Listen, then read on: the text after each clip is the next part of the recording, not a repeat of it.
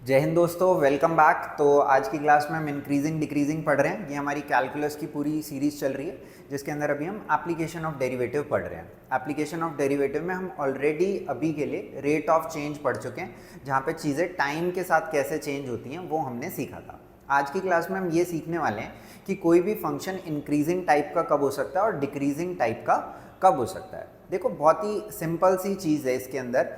जैसे कि अगर तो मैं ऐसा बोलूं कि अगर मैंने किसी फंक्शन के अंदर कोई इनपुट डाला है, अगर वो इनपुट इंक्रीज अगर मैं थोड़ा करूं और उस इंक्रीज इन इनपुट से आउटपुट भी हमारा क्या हो जाए, इंक्रीज हो जाए, तो इस टाइप के फंक्शन को मैं क्या बोल सकता हूं, एक इंक्रीजिंग टाइप का फंक्शन बोल सकता हूं। और अगर मैंने इनपुट इंक्रीज किया और उससे क्या हुआ, आउटपुट डिक्रीज हो गया, तो इस टाइप के फंक्शन को मैं क्या बोलूंगा कि ये डिक्रीजिंग टाइप का फंक्शन है। फॉर एग्जाम्पल के तौर पे मैं आपको बताता हूँ, जैसे कि आप ऐसा सोच सकते हो कि टाइम के साथ मैं आपके मार्क्स को कंपेयर कर रहा हूँ। जैसे कि जब ऐसा हो सकता है, सपोज आप छोटे बच्चे हो, 5th 6th क्लास में हो, तब हो सकता है आपके 70% आते हो। आप थोड़े बड़े हुए, आपके 80% आने लग गए, और अब 12th में आप बिल्कुल कॉन्करर मोड में आ गए और अब आप 90% लाने के मूड में हो। तो ऐसा हम सोच सकते हैं कि जो आपके मार्क्स हैं वो विद रिस्पेक्ट टू टाइम, जैसे जैसे टाइम इंक्रीज हो रहा है तो आपके मार्क्स भी क्या हो रहे हैं, इंक्रीज हो रहे हैं। ऑफ कोर्स इसका वाइस वर्सा भी हो सकता है ना, कि जैसे जैसे टाइम बढ़ रहा है तो आपके मार्क्स कम होते जा रहे हैं। पर इसको हम चेंज करने की ऑफ कोर्स कोशिश करेंगे। हम कोशिश करेंगे कि ये जो डिक्रीज वाला ग्राफ है इसे वापस किस में ले जाएं, हम इंक्रीज वाले ग्राफ में ले जाएं। यानी कि जितने भी बुरे कर्म करने थे कर लिए, अब फुल पढ़ाई के मूड में आके और इस बार बिल्कुल फट्टे चक देने। ठीक है, तो देखो भाई, यहाँ पे अगर मैं आपको एक बार थोड़ा सा ग्राफिकली भी समझाता हूँ और एक एस्पेक्ट को मैं यहाँ पे और भी टच करूँगा, क्योंकि इंक्रीजिंग डिक्रीजिंग के साथ आपको दो शब्द और देखने के लिए मिलेंगे क्वेश्चंस में, स्ट्रिक्टली इंक्रीजिंग और स्ट्रिक्टली डिक्रीजिंग। ठीक है, ये आपके स्ट्रिक्ट टीचर की तरह स्ट्रिक्टली इंक्रीजिंग स्ट्रिक्टली डिक्रीजिंग नहीं है, पर यहाँ पे बस एक ऐसा पाथ है कि मतलब स्ट्रिक्टली इंक्रीजिंग का मतलब है वो कभी भी रुकेगा नहीं, हमेशा इंक्रीज ही होते जाएगा। मतलब एक सेकेंड का भी एक पल छाँव भी मांग मत, बिल्कुल बढ़ते ही जा, सीधा भाई बढ़ते ही जा। समझ रहे हो आप लोग? तो उसी तरीके का क्या रहेगा, स्ट्रिक्टली इंक्रीजिंग रहेगा। और स्ट्रिक्टली डिक्रीजिंग भी वही रहेगा कि एक सेकंड के लिए भी मतलब ऐसा नहीं होगा कि वो कांस्टेंट हो जाए, हमेशा क्या रहेगा, वो डिक्रीज होते रहेगा। हालांकि अभी मैं इसको आपको अच्छे से एल्जेब्रिकली ग्राफिकली दोनों तरीके से समझाता हूँ।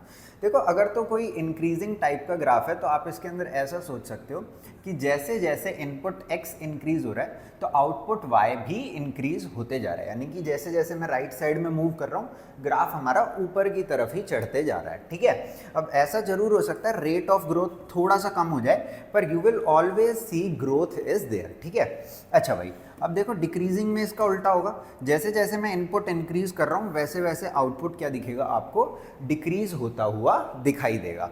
अच्छा भाई, देखो इसके मतलब थोड़ा सा सिमिलर काइंड ऑफ में ऐसा भी हो सकता है, कैसा कि जैसे ये कोई हमारा एक कर्व था, ये इनिशियली इंक्रीज हो रहा था, इंक्रीज हो रहा था, एक सेकंड के लिए बस इसने हॉल्ट लिया और फिर दोबारा इंक्रीज ही होते गया। कभी भी ऐसा नहीं हुआ कि नीचे की तरफ आना स्टार्ट हो गया कि x इंक्रीज हो रहा है और y क्या हो रहा है, डिक्रीज हो रहा है। बस ये इसने थोड़ी सी देर के लिए यहाँ पे थोड़ा सा कांस्टेंट होने की कोशिश करी थी, हुआ और फिर दोबारा से इंक्रीज कर गया। ऐसा ये डिक्रीज होते समय भी कर सकता था, क्या कि डिक्रीज हो रहा था, एक सेकेंड के लिए बस डिक्रीज होने से ये रुका और फिर दोबारा ये डिक्रीज ही होता चला गया। ठीक है, अब देखो यहाँ पे जो ये इंक्रीज, इस टाइप का इंक्रीज है जो कि मतलब हमेशा इंक्रीज ही करते जा रहा है, एक सेकंड के लिए भी नहीं रुक रहा। इस टाइप के इंक्रीज को हम क्या बोलते हैं, स्ट्रिक्टली इंक्रीजिंग बोलते हैं। क्या बोलते हैं, स्ट्रिक्टली इंक्रीजिंग बोलते हैं, स्ट्रिक्टली इंक्रीजिंग। और इस टाइप के डिक्रीज को हम बोलते हैं स्ट्रिक्टली डिक्रीजिंग।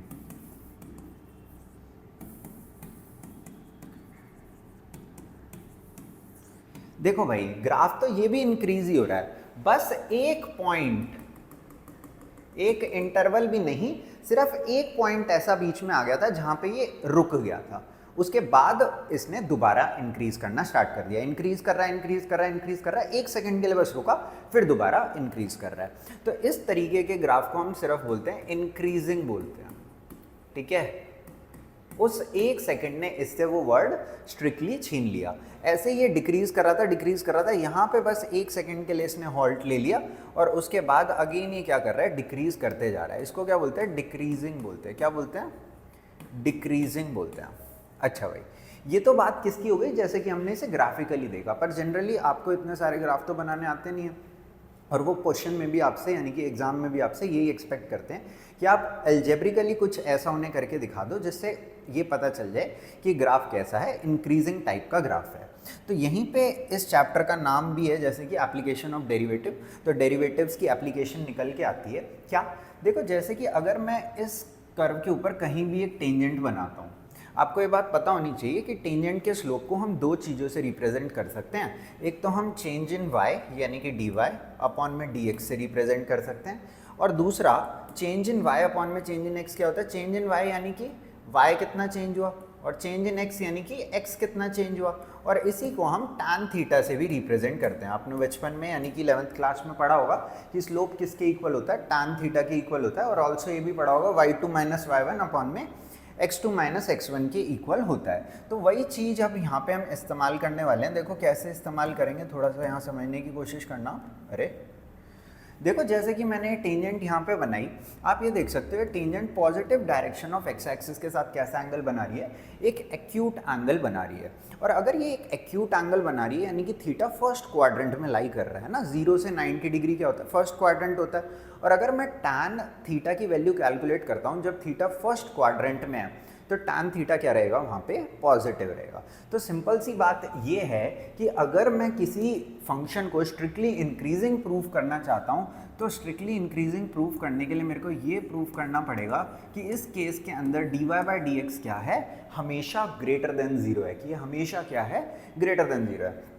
देखो यहाँ पे भी सिमिलर चीज़ ही होगी, यहाँ पे मैंने टेंजेंट बनाई, अब ये हमारी टेंजेंट का एंगल हो जाएगा with positive direction of x axis. Positive direction of x axis का क्या मतलब है, आपकी ये जैसे टेंजेंट बनी, हमेशा आपने राइट वाला एंगल ले लेना है, राइट वाला, क्योंकि पॉजिटिव डायरेक्शन किस तरफ होता है, इस तरफ होता है, नेगेटिव किस तरफ होता है, लेफ्ट की तरफ होता है, तो आपको राइट वाला एंगल ले लेना है। अब आप यहाँ पे देख सकते हो जो आपका डिक्रीजिंग टाइप का ग्राफ है, या फिर I should say strictly decreasing type का ग्राफ है, इसके अंदर जो थीटा है वो ऑब्ट्यूस है।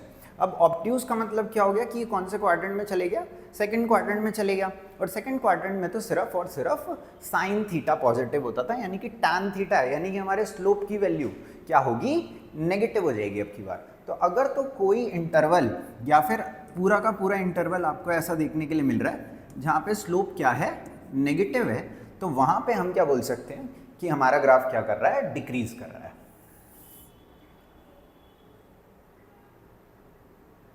आई होप इतनी बात आपको समझ में आ गई होगी। अब इसके बाद देखो स्ट्रिक्टली इंक्रीजिंग स्ट्रिक्टली डिक्रीजिंग के बाद देखो किसकी बात आती है, इंक्रीजिंग की बात आती है। देखो यहाँ पे हमने कहा था इंक्रीज कर रहा है, इंक्रीज कर रहा है, इंक्रीज कर रहा है, हॉल्ट लिया, फिर से इंक्रीज कर रहा है, यानी कि यहाँ से यहाँ तक हमारे ग्राफ का स्लोप क्या था, पॉजिटिव था, इसके बाद भी क्या है, पॉजिटिव है। बस इस एक पर्टिकुलर पॉइंट पे क्या हो गया था कि ग्राफ का स्लोप कितना हो गया था, 0, ये ना इंक्रीज कर रहा ना डिक्रीज कर रहा है, ये कांस्टेंट स्लोप पे आ गया है। तो इस केस के अंदर बेसिकली इंक्रीजिंग वाले केस में क्या होता है, dy बाई डी एक्स जो होता है उसको हम greater than equals to 0 allow कर देते हैं। पर ये जो इक्वल्स टू 0 है ये हम कहाँ पे अलाउ करते हैं, सिर्फ एक पॉइंट पे, ना कि किसी इंटरवल पे। आई होप ये बात आपको क्लियर हुई होगी, अगर नहीं हुई तो मैं एक एग्जाम्पल लेके अभी क्लियर कर दूंगा। डिक्रीजिंग के अंदर भी आप अब समझ ही गए होगे कि dy by D X less than equals to 0 यहाँ पे हमारा हो जाता है। आई होप इतनी सी बात आपको समझ में आ गई होगी। कभी भी आपको ग्राफ में या फिर फंक्शन के अंदर ये चेक करना है कि कहाँ पे इंक्रीज कर रहा है, आपको उसके डेरिवेटिव को क्या करना है, ग्रेटर देन 0 करना है, यानी कि पॉजिटिव करना है। और अगर कहीं भी आपको ये चेक करना है कि ग्राफ डिक्रीज कहाँ पर हो रहा है, तो आपको उसके डेरिवेटिव को नेगेटिव करना है। थोड़ा सा ध्यान बस हम दे लेंगे स्ट्रिक्टली डिक्रीजिंग, स्ट्रिक्टली इंक्रीजिंग, या फिर सिर्फ इंक्रीजिंग और सिर्फ डिक्रीजिंग पे। जो स्ट्रिक्टली इंक्रीजिंग है उसके अंदर स्ट्रिक्टली ग्रेटर देन 0, या फिर स्ट्रिक्टली डिक्रीजिंग है तो स्ट्रिक्टली लेस देन 0 होना चाहिए। पर अगर सिर्फ उन्होंने बोला इंक्रीज करने दो यार, बस डिक्रीज ना करे, तो अगर वो 1 सेकंड के लिए बस सांस ले लेता है तो उससे हमें कोई दिक्कत नहीं है, बस वो सांस एक इंटरवल के लिए ना ले। एक इंटरवल के लिए सांस ना ले से क्या मतलब है, मैं थोड़ा सा ये भी आपको एक्सप्लेन कर ही देता हूँ। किधर करूँ, चलो ठीक है, इसको मैं थोड़ा सा छोटा कर देता हूँ। देखो मैं क्या यहाँ पे आपको समझाने की कोशिश कर रहा हूँ। देखो जैसे कि सपोज़ ये हमारा कोई एक कर्व है जो कि इंक्रीज़ कर रहा था, यहाँ से यहाँ तक ये इंक्रीज़ करा, अब यहाँ से यहाँ तक ये 2 सेकंड के लिए नहीं, काफ़ी टाइम के लिए शांत बैठ गया, यानी कि ना एक्स इंक्रीज करे जा रहा है पर इस पर कोई इफेक्ट नहीं है, ना ये ऊंचा जा रहा ना ये नीचे जा रहा। अब ये इंक्रीज दोबारा करने लग गया। तो इस तरीके के कर्व को हम यहाँ से लेके यहाँ तक पूरा इंक्रीजिंग नहीं बोल सकते, क्योंकि इस पूरे के पूरे इंटरवल में ये क्या था, शांत होके बैठा था। हमें जो इसका शांत होना अलाउ कर सकते हैं, मतलब कहाँ तक हम इसका शांत होना अलाउ कर सकते हैं, सिर्फ और सिर्फ एक इंस्टेंट के लिए हम इसका शांत होना या फिर नॉट इंक्रीज करना अलाउ कर सकते हैं। यानी कि एक इंस्टेंट पे ना इंक्रीज करे वो तो हमें मंजूर है, पर ऐसा नहीं होना चाहिए कि भाई ये तो आराम से बैठ ही गया। आई होप ये बात आपको क्लियर हो गई होगी। उससे ज़्यादा इंपॉर्टेंट जो था वो मैं आपको ऑलरेडी समझा चुका हूँ। क्या कि अगर तो आपका ग्राफ स्ट्रिक्टली इंक्रीजिंग हो रहा है तो उसका डेरिवेटिव ग्रेटर देन 0 होना चाहिए, अगर स्ट्रिक्टली डिक्रीजिंग हो रहा है तो लेस देन 0 होना चाहिए, अगर सिर्फ इंक्रीज हो रहा है तो ग्रेटर देन इक्वल्स टू 0 हो सकता है, और सिर्फ डिक्रीज हो रहा है तो लेस देन इक्वल्स टू 0 हो सकता है। आई होप ये सारी बातें आपको क्लियर हो गई हैं। अब हम एक एक करके क्वेश्चंस पे चलते हैं। मैंने वैरायटी ऑफ क्वेश्चंस इसके अंदर डाल दिए हैं, होपफुली इन्हीं में से कुछ, या फिर मतलब अगर ये कर लोगे तो एग्जाम वाला भी आप पक्का कर लोगे, ठीक है। तो चलो भाई एक एक करके देख लेते हैं क्या क्या हमसे पूछा गया है। यहाँ तो पूरे रंग फैला दिए गए हैं, तो कोई नहीं, इन्हीं रंगों से मैं आंसर करने की कोशिश करूंगा। देखो भाई क्या बोल रहे हैं, this function is strictly increasing on R. R का क्या मतलब है यहाँ पे, रियल नंबर, ठीक है। कि हमें बोल रहा है कि ये फंक्शन हमेशा हर x की वैल्यू के लिए क्या करते रहेगा, इंक्रीज ही करते रहेगा। वैसे तो आपको पता होना चाहिए ये एक लाइन का ग्राफ है। अब लाइन या तो इंक्रीज करेगी या तो डिक्रीज करेगी या कांस्टेंट रहेगी, है ना, इसके अलावा तो कुछ हो नहीं सकता। तो उसी में से एक सिनेरियो इन्होंने हमें बताया कि आपको ये प्रूव करना है कि हमेशा इंक्रीज करता है। जैसे इन्होंने मेरे को बोला स्ट्रिक्टली इंक्रीज, तो मेरे दिमाग में क्या आया कि मेरे को ये प्रूव करना है कि इसके डेरिवेटिव की वैल्यू हमेशा क्या रहेगी, 0 से बड़ी रहेगी। देख लेते हैं। अब यहाँ पे अगर मैं इसका डेरिवेटिव करूँ तो आप बता सकते हो एफ डैश एक्स की वैल्यू कितनी आ जाएगी, 3x का डेरिवेटिव 3 और 5 क्योंकि कांस्टेंट है तो इसका डेरिवेटिव क्या हो गया, 0। क्या मैं ऐसा बोल सकता हूँ ये डेरिवेटिव की जो वैल्यू है ये हमेशा, जो 3 है वो हमेशा ग्रेटर देन 0 होता है। यही तो देखो हमने सीखा था कि जो डेरिवेटिव है वो हमेशा क्या होना चाहिए, 0 होना चाहिए। तो हमारा जो ग्राफ है अगर डेरिवेटिव ग्रेटर देन 0 है तो फंक्शन इंक्रीज करेगा जिसका ये डेरिवेटिव था, ठीक है। डेरिवेटिव इंक्रीज डिक्रीज नहीं करेगा, जिस फंक्शन को इंक्रीज कराना है उस फंक्शन का डेरिवेटिव ग्रेटर देन 0 होना चाहिए। तो हमें किसे इंक्रीज कराना था, इसको इंक्रीज कराना था, और हमने क्या प्रूव कर दिया कि इसका डेरिवेटिव क्या है, हमेशा ग्रेटर देन 0 है। तो अब इससे क्या साबित हो गया कि ऐसा तो कोई नहीं है कि किसी x की वैल्यू के लिए ये 3 जो होगा वो लेस देन 0 होगा। 3 तो 3 रहेगा, है ना, तो ये हमेशा क्या रहेगा, ग्रेटर देन 0 रहेगा। तो ये हमेशा क्या रहेगा, इंक्रीज करेगा। अब यहाँ पे थोड़ी सी इंग्लिश चाहो तो लिख सकते हो, क्या लिखोगे, as F dash X is greater than 0 for all values of x, ये सिंबल है, for all values of x belongs to real. क्योंकि f dash X greater than 0 है हर x की वैल्यू जो कि रियल है उसके लिए, देयरफॉर fx इंक्रीज करेगा। fx is increasing on r। वहाँ स्ट्रिक्टली इंक्रीजिंग लिखा है, कोई नहीं वो आप थोड़ा सा मैनेज कर लेना, यहाँ स्ट्रिक्टली लिख देना, क्योंकि डेरिवेटिव ग्रेटर देन 0 है हर x बिलोंग्स टू रियल के लिए, इसलिए fx क्या करेगा, इंक्रीज करेगा। अगर डेरिवेटिव ग्रेटर देन 0 है तो फंक्शन इंक्रीज करेगा, अगर डेरिवेटिव लेस देन 0 है तो फंक्शन डिक्रीज करेगा। यानी कि डेरिवेटिव किसकी किस्मत डिटरमाइन कर रहा है, फंक्शन की किस्मत डिटरमाइन कर रहा है, ठीक है। देखो भाई अगला देखते हैं, सॉल्यूशन की जगह आंसर लिख रहा हूँ मैं, पता नहीं क्यों। Show that fx is strictly increasing on r। वैसे तो अगर आप इसका ग्राफ जानते हैं तो आप समझ ही गए होगे। तो f डैश x e की पावर x का डेरिवेटिव वैसे तो e की पावर x होता था, पर क्योंकि ये x नहीं 3x था तो यहाँ पे चेन रूल से क्या आ जाएगा, इनटू में 3 आ जाएगा। अब आपको ये पता होना चाहिए कि ये जो डेरिवेटिव है यानी कि e की पावर 3x, 3 तो चलो कांस्टेंट है उससे तो कोई ज़्यादा पंगा नहीं होगा, e की पावर 3x जो है हमेशा पॉजिटिव रहता है। आप कहोगे नहीं सर ऐसा कैसे, अगर आप x की वैल्यू नेगेटिव डाल दोगे तो नेगेटिव हो जाएगा। देखो भाई ध्यान से समझो, अगर आप x की वैल्यू नेगेटिव डालते हो, जैसे सपोज आपने x की वैल्यू -1 डाल दी, तो ये क्या होगा, e की पावर -3, उसका आंसर नेगेटिव नहीं होता, उसका आंसर होता है 1 में e की पावर 3।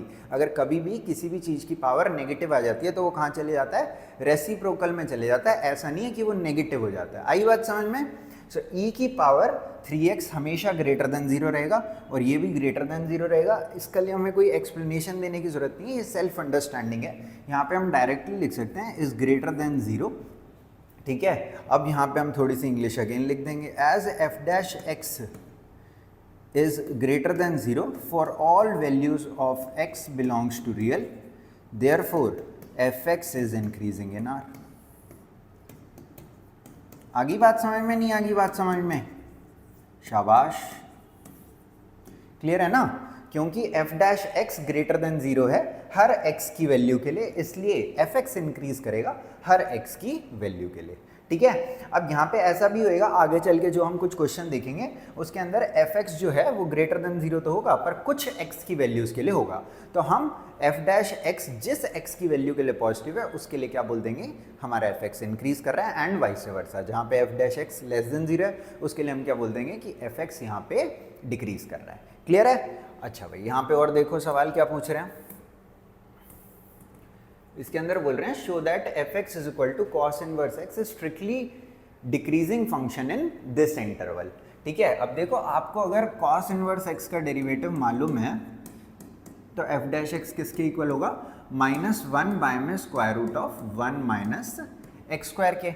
अब देखो किसी भी चीज़ का स्क्वायर रूट हमेशा पॉजिटिव होता है, क्या होता है, हमेशा पॉजिटिव होता है, यानी कि this thing will always be positive, और ये 1 भी पॉजिटिव है और इसके आगे क्या लगा हुआ है, नेगेटिव। तो मैं स्ट्रेट अवे बोल सकता हूँ इज लेस देन 0। ये जो मैटर आया है ये क्या है, लेस देन 0। अब इन्होंने एक इंटरवल बताया है यहाँ पे, ये इंटरवल बेसिकली किस चीज़ के लिए है आपको पता होगा, जब हम 11th क्लास में डोमेन निकालते थे, या फिर अभी भी जैसे चैप्टर 1 हम पढ़ेंगे रिलेशन फंक्शंस, तो उसके अंदर हम इन्वर्स निकालेंगे तो वहाँ पे डोमेन रेंज की थोड़ी सी हम बात करेंगे।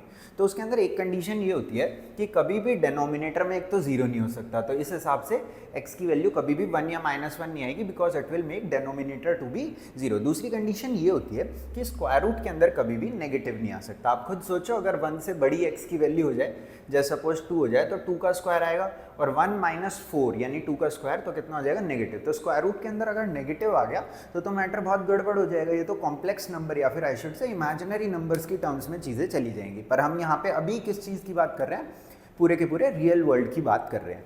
तो ये according to the condition of domain basically ये बात दी गई है। तो अब यहाँ पे मैं लिख सकता हूँ एफ डैश एक्स क्या है, लेस देन 0 है, किसके लिए, for x belongs to -1 to 1, इसलिए एफ एक्स डिक्रीज करेगा किसके लिए, -1 to 1 के लिए। ठीक है, एक प्रो टिप वैसे मैं आपको ये भी बता देता हूँ, जितने भी इन्वर्स ट्रिग्नोमेट्रिक फंक्शन होते हैं जो c से स्टार्ट होते हैं, यानी कि कॉस इन्वर्स, कॉसेक इन्वर्स और कॉट इन्वर्स, ये हमेशा किस टाइप का नेचर शो करते हैं, डिक्रीजिंग टाइप का नेचर शो करते हैं। ठीक है, देखो भाई, तो यहाँ पे मैं लिख सकता हूँ as F dash X is less than 0 for x belongs to -1 to 1। अब देखो पहले मैं यहाँ पे बोल रहा था हर x की वैल्यू के लिए ही ये जो है हमारा ग्रेटर देन 0 है, ग्रेटर देन 0, पर यहाँ पे सिर्फ x की -1 to 1 अगर मैं वैल्यू लेता हूँ उसके लिए ये लेस देन 0 है। तो as F dash X is less than 0 for x belongs to this, therefore F X is decreasing in this interval. ठीक है, अभी धीरे धीरे प्रॉपर इंग्लिश वाला काम मैं थोड़ा सा कम कर दूंगा, अभी इनिशियल क्वेश्चंस करा रहा हूँ इसलिए थोड़ा सा मैं ज़्यादा बता रहा हूँ बस। अच्छा भाई, अगले में बोल रहे हैं show that this function is an increasing function through out its domain. अब देखो अगेन यहाँ पे डोमेन की बात ही हो रही है, यहाँ पे भी वैसे डोमेन की बात हुई थी, इन्होंने यहाँ पे हमें डोमेन लिख के दे दी थी। ठीक है, अच्छा यहाँ पे भी वैसे इन्होंने हमें लिख के दे दिया कि इसकी डोमेन क्या है, -1 से बड़ी है। तो ये हमसे ये चाहते हैं कि x की वैल्यू -1 से बड़ी जब भी होगी, यानी कि वो किसकी हो गई, या क्या हो गई, इसकी डोमेन हो गई। अब इसकी डोमेन में ये फंक्शन हमेशा क्या करेगा, इंक्रीजिंग नेचर शो करेगा। क्या नेचर शो करेगा, इंक्रीजिंग नेचर शो करेगा।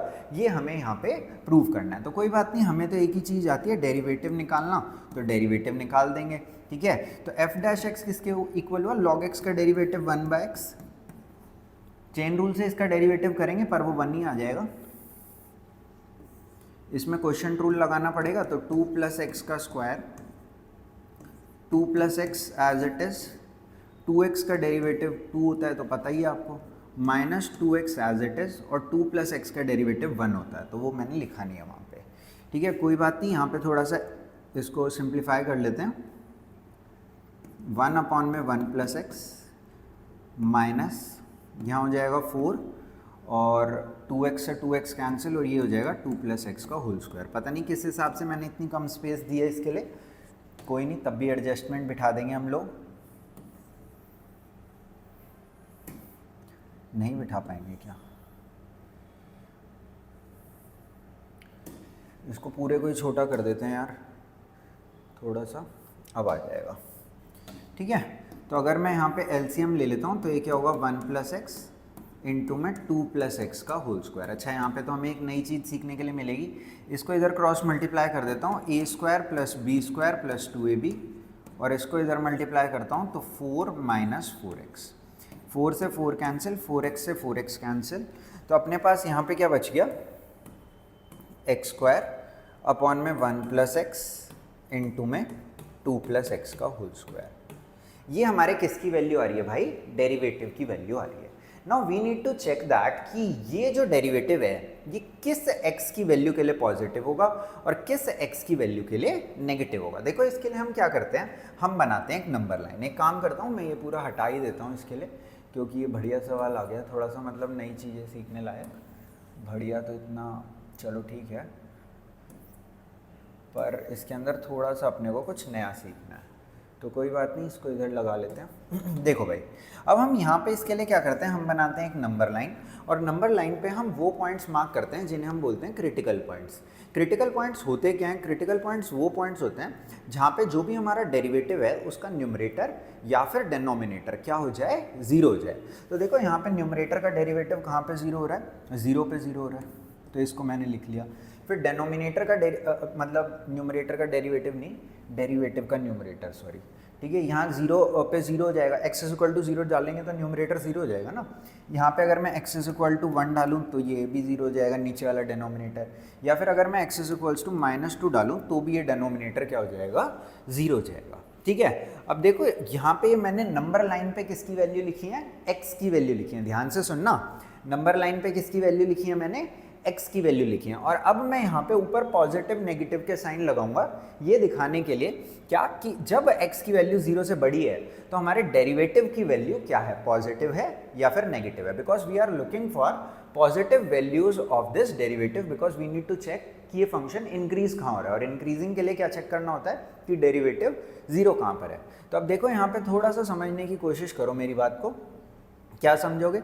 अगर मैं 0 से कोई बड़ी वैल्यू लूँ, जैसे सपोज मैंने 5 ले ली, तो ये पॉजिटिव, ये पॉजिटिव, ये पॉजिटिव, तो मैं बोल सकता हूँ जब x की वैल्यू ग्रेटर देन 0 है तो ये फंक्शन क्या है, पॉजिटिव है। नंबर लाइन के नंबर्स क्या दिखा रहे हैं, x की वैल्यू, और ऊपर पॉजिटिव नेगेटिव क्या दिखा रहा है कि डेरिवेटिव कहाँ पर पॉजिटिव है और डेरिवेटिव कहाँ पर नेगेटिव है। अगर सपोज मैं -1 से 0 के बीच की कोई वैल्यू लेता हूँ, सपोज -0.5, तो ये पॉजिटिव, ये भी पॉजिटिव और ये भी पॉजिटिव। अगर मैं -1 से -2 के बीच की वैल्यू लेता हूँ, जैसे सपोज -1.5 ले लेता हूँ, तो ये तो पॉजिटिव हो जाएगा, स्क्वायर है, ये पॉजिटिव हो जाएगा, ये नेगेटिव हो जाएगा। ठीक है, अगर सपोज -2 से छोटी वैल्यू ले लेता हूँ मैं, जैसे कि -10, तो ये तो पॉजिटिव है, ये भी पॉजिटिव, ये क्या रहेगा, नेगेटिव रहेगा। अच्छा भाई, अब यहाँ पे एक चीज़ आप ध्यान से देखो, इन्होंने अभी तक हर क्वेश्चन जो पहले दिए थे, जो उड़ा दिए मैंने, उसके अंदर इन्होंने स्ट्रिक्टली इंक्रीजिंग बोला था, पर अब की बार इन्होंने क्या बोला है, सिर्फ और सिर्फ इंक्रीजिंग बोला है। वाई? बिकॉज आप अगर x की वैल्यू 0 लेते हो तो फंक्शन कितना हो जाएगा, 0 हो जाएगा। अब देखो जो हमारा फंक्शन है, ये जो डेरिवेटिव है यहाँ पे पॉजिटिव था, जस्ट एक इंस्टेंट 0 पे ये क्या हो गया, 0 हो गया, और ये फिर दोबारा इंक्रीज करने लगा, यानी कि पॉजिटिव हो गया। देखो यही तो मैंने आपको इंक्रीजिंग फंक्शन के बारे में बताया था कि स्ट्रिक्टली इंक्रीजिंग के लिए एक पल भी ऐसा नहीं आ सकता जहाँ पे डेरिवेटिव 0 हो जाए। Derivative should be always greater than 0। देखो that's what I have written here. पर इंक्रीजिंग के अंदर क्या हो सकता है, एक पॉइंट बस ऐसा आ सकता है, एक पॉइंट या 2 पॉइंट, पर वो सिर्फ पॉइंट्स होने चाहिए, कोई इंटरवल नहीं होना चाहिए। ठीक है, जहाँ पे हमारा डेरिवेटिव क्या हो रहा हो, 0। तो देखो यहाँ पे भी डेरिवेटिव 0 है, सॉरी यहाँ पे डेरिवेटिव पॉजिटिव है, यहाँ पे भी डेरिवेटिव 0 है, बस एक पॉइंट बीच में आ गया था जहाँ पे डेरिवेटिव क्या हो गया था, 0 हो गया था। तो हम यहाँ पे लिख सकते हैं, क्या लिख सकते हैं, as f dash x is greater than equals to 0 for all values of x belongs to -1 से infinity, therefore fx is increasing इन या ऑन x बिलोंग्स टू -1 से इन्फिनिटी।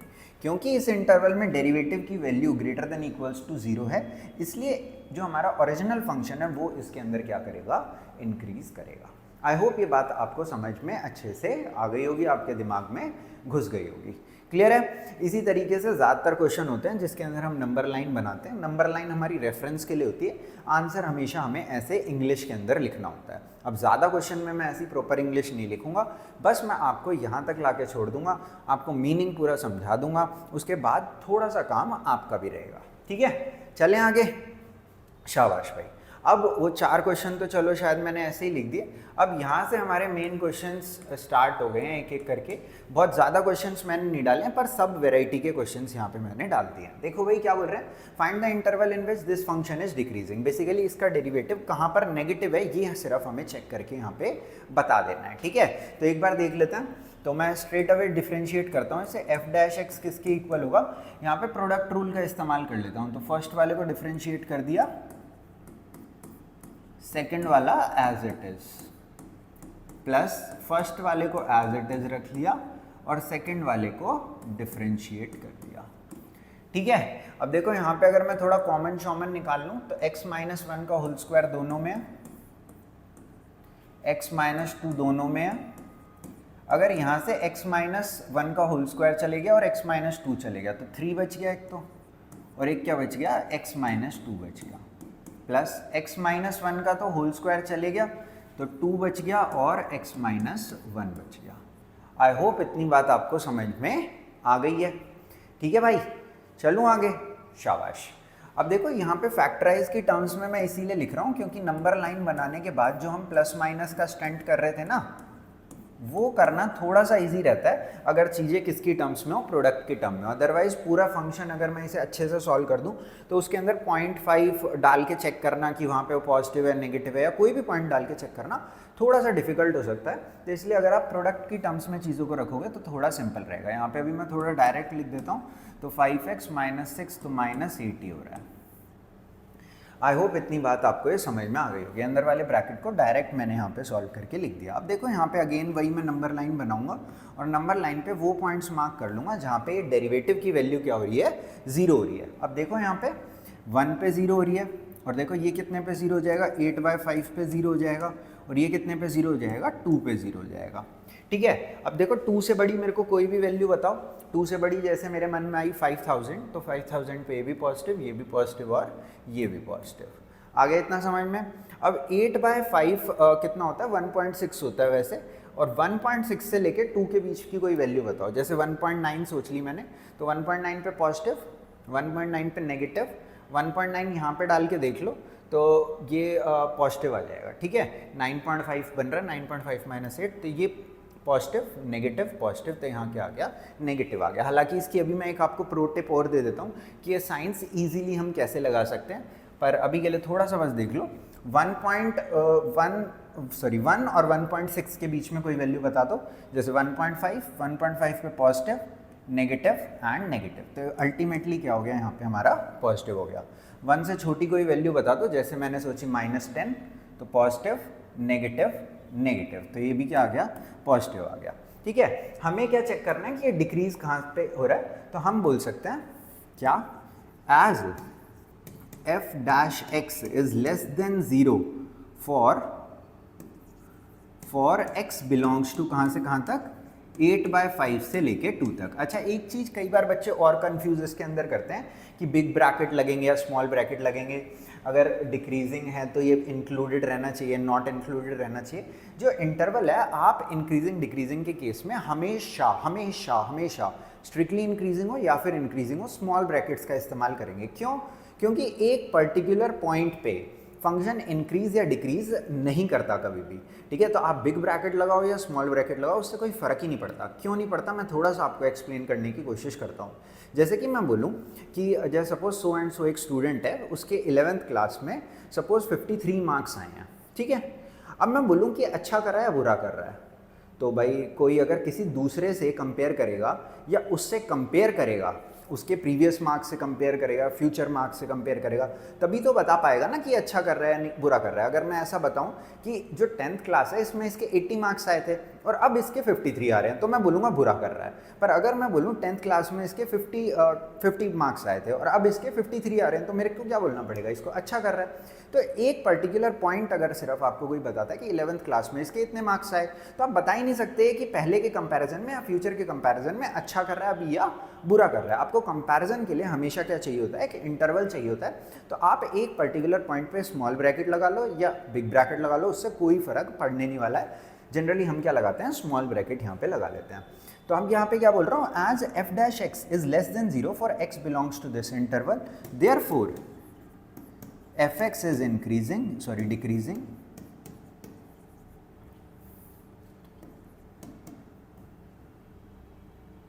decreasing ही चेक करना था, डिक्रीजिंग इन 8/5 से लेके 2। आ गई बात समझ में? यानी कि जब x की वैल्यू 8/5 से लेके 2 के बीच में रहेगी तो हमारा फंक्शन क्या करेगा, डिक्रीज करेगा। अच्छा, मैं थोड़ा सा यहाँ पे आपको फंक्शन का ग्राफ भी बना के दिखा देता हूँ और जो मैं प्रो टिप बता रहा था वो भी बता देता हूँ। देखो 2 से बड़ी मैंने एक वैल्यू सोची 5, तो यहाँ पे मैंने 5 डाला पॉजिटिव, यहाँ 5 डाला पॉजिटिव, यहाँ 5 डाला पॉजिटिव और यहाँ मैंने पॉजिटिव लिख दिया। अब एक एक करके वैल्यू डालना है, थोड़ा सा डिफिकल्ट टास्क। तो जो भी हमारे पॉलिनोमियल फंक्शंस हैं उसके अंदर हम कर क्या सकते हैं, हम ये कर सकते हैं, यहाँ पॉजिटिव आ गया, इसके बाद देखो 2 कहाँ से आ रहा था, 2 यहाँ से आ रहा था। इस पूरे की जो पावर है वो क्या है, ऑड है या इवन है, 1 है ना इसकी पावर, यानी ऑड है। तो जो भी यहाँ साइन आ रहा था उससे चेंज करके आप यहाँ साइन डाल दीजिए, ठीक है। अब 8/5 कहाँ से आ रहा था, यहाँ से आ रहा था। इसकी पावर क्या है, ऑड है या इवन है, इसकी पावर क्या है, ऑड है। तो यहाँ पे जो भी साइन आ रहा था उससे साइन चेंज करके आप यहाँ डाल दीजिए। इसके बाद यहाँ पे क्या आ रहा है, 1 कैसे पावर से आ रहा है, इवन पावर से आ रहा है। तो यहाँ पे जो भी साइन था अब की बार चेंज नहीं होगा, साइन क्या रहेगा, रिटेन हो जाएगा। आ गई बात समझ में? यानी कि अगर तो जो आपका क्रिटिकल पॉइंट आ रहा है वो एक ऑड पावर से आ रहा है तो अगला जो साइन है वो चेंज हो जाएगा। और अगर तो जो क्रिटिकल पॉइंट आ रहा है जैसा कि यहाँ पे आ रहा था, ये एक इवन पावर से आ रहा था, तो साइन क्या रहेगा, रिटेन रहेगा। देखो अगर मैं आपको पिछले क्वेश्चन में भी यहाँ पे लेके जाऊँ तो आप देख सकते हो ये मैटर था अपना, यहाँ वाला पॉजिटिव आ गया, 0 कैसे आ रहा है, इवन पावर से, इसीलिए क्या रहा, ये रिटेन रहा। फिर -1 कैसे आ रहा था, ऑड पावर से आ रहा था, इसलिए क्या हुआ, चेंज हुआ। फिर -2 कैसी पावर से आ रहा था, देख रहे हो, इवन पावर से, तो ये क्या रहा, रिटेन रहा। तो अगर तो जो आपका क्रिटिकल पॉइंट आ रहा है वो एक इवन पावर से आ रहा है तो आपको प्रीवियस साइन को रिटेन करना है। और अगर तो आपका जो क्रिटिकल पॉइंट आ रहा है वो एक ऑड पावर से आ रहा है, एक ऐसे फैक्टर से आ रहा है जिसकी पावर ऑड है, तो वहाँ पे आपको साइन को चेंज कर देना है। आई होप ये क्वेश्चन भी आपको अच्छे से समझ में आ गया होगा। अच्छा, मैं इसके ग्राफ की बात कर रहा था तो कोई नहीं, इसका ग्राफ मैं यहाँ थोड़ा सा डिस्कस कर देता हूँ आपके साथ। देखो अगर मैं इसका ग्राफ बनाने जाऊँगा तो आपको ये समझना चाहिए कि ये शुरू में क्या कर रहा है, इंक्रीज कर रहा है, पॉजिटिव है ना।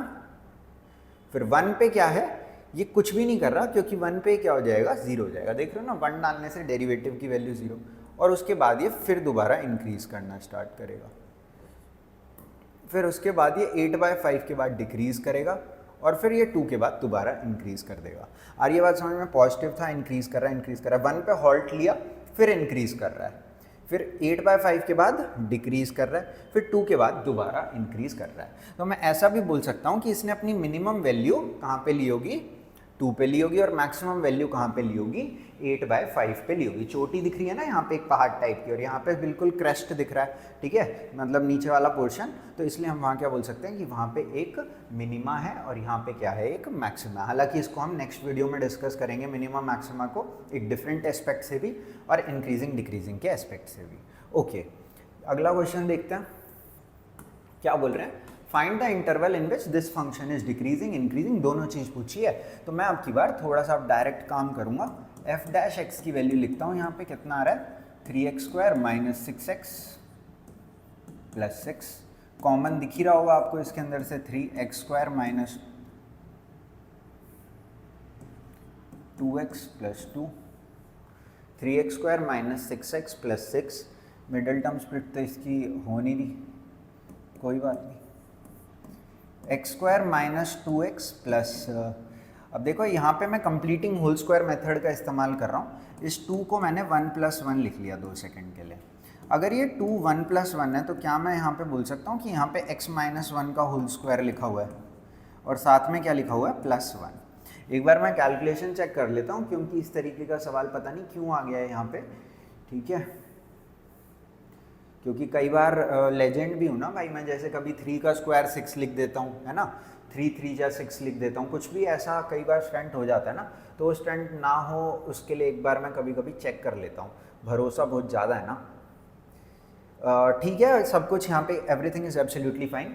तो यहाँ पे f' की अगर मैं बात करता हूँ तो आप देख सकते हो किसी भी चीज़ का स्क्वायर हमेशा पॉजिटिव होता है, और उसमें अगर मैं 1 ऐड कर दूं तो भी वो क्या रहेगा, पॉजिटिव रहेगा, और 3 से मल्टीप्लाई करूं उससे तो कोई फर्क ही नहीं पड़ रहा, पॉजिटिव ही रहेगा। आ रही है बात समझ में? तो मैं ऐसा बोल सकता हूं बिकॉज यहाँ पे किसी चीज़ का स्क्वायर प्रेजेंट है और उसमें मैं कुछ ऐड ही कर रहा हूँ, स्क्वायर इज ऑलरेडी क्या रहेगा, स्क्वायर की मिनिमम वैल्यू कितनी हो सकती है, 0 हो सकती है ना, नेगेटिव तो हो नहीं सकती कभी भी। तो ये मिनिमम भी जाएगा तो कितना जाएगा, 0 जाएगा, और उसमें मेरे को 1 ऐड ही करना है, तो इसका मतलब ये हमेशा क्या है, पॉजिटिव ही है, और उसको 3 से मैं मल्टीप्लाई करूंगा still it will be positive. तो ऐसा बोल सकता हूँ is greater than 0 for all values of x belongs to real. x की कुछ भी वैल्यू डाल लो आप, ये हमेशा क्या रहेगा, पॉजिटिव रहेगा। तो अगर मेरे से डिक्रीजिंग पूछ रहे थे तो कहीं पे डिक्रीजिंग नहीं होता है, किसी कोई ऐसा इंटरवल ही नहीं है जहाँ पे फंक्शन क्या हो रहा हो, डिक्रीज हो रहा हो, ये क्या है, एक इंक्रीजिंग टाइप का फंक्शन है। और अगर मेरे से कोई इंक्रीजिंग बोलेगा तो मैं क्या कह दूंगा कि कहाँ पे इंक्रीज हो रहा है, रियल पे ये पूरा का पूरा इंक्रीज हो रहा है। तो नंबर लाइन वाला ड्रामा ही अब की बार हमने यहाँ पे नहीं करना पड़ा, ठीक है, शाबाश। चलो भाई आगे चलते हैं, ये तो इजी क्वेश्चन आ गया था बीच में, पर यहाँ पे भी हमने एक चीज़ सीख ली, completing whole square. Completing square में क्या है, मैं ऐसा अपने दिमाग में सोचता हूँ कि ये a स्क्वायर है और ये क्या है, 2ab है, तो b स्क्वायर क्या होगा। वैसे इसका एक जनरल मेथड भी होता है कि x स्क्वायर के कोफिशिएंट को क्या बनाओ, 1 बनाओ, तो 1 हो गया। उसके बाद जो भी x का कोफिशिएंट है, यहाँ पे 2 है, उसका आधा कर लो, कितना हुआ, 1, तो 1 का स्क्वायर एक बार ऐड कर लो, एक बार सब्ट्रैक्ट कर लो। सब्ट्रैक्ट वाला मैंने काम किया नहीं, बेसिकली मेरे को b स्क्वायर चाहिए था, तो यहाँ से मैंने वो जनरेट करा दिया। देखो क्या बोल रहा हूँ, मैंने ऐसा सोचा कि a स्क्वायर क्या है, x स्क्वायर है, और 2ab क्या है, -2x है या फिर 2x है। ये बात समझ में आई आपको? अब यहाँ पे 2 से तो 2 कैंसिल हो गया, a स्क्वायर x स्क्वायर है तो a क्या है, x है, यानी कि b कितना था, 1 था, उसी की मेरे को नीड थी, तो a square plus b square यहाँ पे जनरेट करा दिया, -2ab यहाँ पे आ गया, तो a square plus b square -2ab, a minus b का होल स्क्वायर बन गया यहाँ पे, ठीक है, और +1 एक अपने पास बच गया। चलो भाई शाबाश, आगे चलते हैं। देखो, find the interval in which this function is strictly increasing. Strictly increasing यानी कि ग्रेटर देन 0 होना चाहिए, अब की बार इक्वल टू 0 में नहीं चलेगा काम। तो देख लेते हैं, कोई नहीं, f' करना आता है हमें तो पता नहीं, कोई पहले पेज पे ही बता के चले गया था कि अगर तो कभी भी कोई स्ट्रिक्टली इंक्रीजिंग बोले तो ग्रेटर देन 0 कर देना, स्ट्रिक्टली डिक्रीज बोले तो लेस देन 0 कर देना, इंक्रीज बोले तो ग्रेटर देन इक्वल्स टू 0 कर देना, और डिक्रीज बोले तो लेस देन इक्वल्स टू 0 कर देना। तो जो काम हमने सीखा है वही काम हम तो करेंगे। यहाँ पे हमें f' की वैल्यू निकालनी है, तो 4 आगे आएगा, नीचे वाले 4 से कट जाएगा, x क्यूब आ गया। ये तो दिमाग खराब हो गया क्योंकि क्यूब वाले को फैक्टराइज करना अपने को आता नहीं है, चलो कोई बात नहीं आता ना तब भी कर देंगे। देखो अब यहाँ पे हमें 9th क्लास के अंदर थोड़ा सा जाना पड़ेगा, वही 9th क्लास जो ऑनलाइन थी, कोई दिक्कत नहीं है, मैं सिखा दूंगा तुम्हें। देखो भाई यहाँ पे थोड़ा सा ध्यान से समझो, एक रूट को अब हमें हिट एंड ट्रायल से निकालना पड़ता है, क्योंकि हम फैक्टराइज कैसे कर सकते हैं, क्वाड्रेटिक को कर सकते हैं सिर्फ, है ना। तो एक रूट हम हिट एंड ट्रायल से निकालेंगे, तो 1 डाल के देख लो, 1 से तो ये 0 हो नहीं रहा। अब हमें एक मतलब हिट एंड ट्रायल का मतलब ये होता है कि यहाँ पे हम x की वैल्यू अपने मन से कुछ कुछ डाल के देखेंगे, जो भी x की वैल्यू के लिए 0 आ गया, suppose x is equals to 1 डालने से 0 आ जाता है, ये पूरा क्या हो जाता है, 0। तो मैं कहता x इज इक्वल टू 1 क्या इसका 0 है, और अगर x इज इक्वल टू 1 इसका 0 है तो x माइनस 1 क्या हो जाता है, इसका फैक्टर हो जाता है। क्या हो जाता है, x माइनस 1 इसका फैक्टर हो जाता। फैक्टर कौन होता है, जो डिवाइड कर देता है, तो डिवाइड कर देता है तो हम इसको x माइनस 1 से डिवाइड कर देते हैं। पर अभी 1 डालने से 0 नहीं आ रहा, 1 माइनस 3 माइनस 10, ये 2 भी नहीं आ रहा, बल्कि कुछ ज़्यादा ही आ रहा है, 0 नहीं आ रहा, ठीक है, कोई बात नहीं। 2 डाल के ट्राई कर लेते हैं। 2 डालने में कितना होगा, 8 होगा, 4 3 12 होगा, -20 होगा, +24 होगा, तो मेरे हिसाब से हो गया है 0, ठीक है,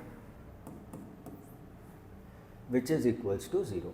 तो देखो मैंने यहाँ पे x की जगह क्या डाला है, 2 डाला है और आंसर कितना आ गया मेरे पास यहाँ पे 0 के इक्वल मेरा आंसर आ गया, ठीक है।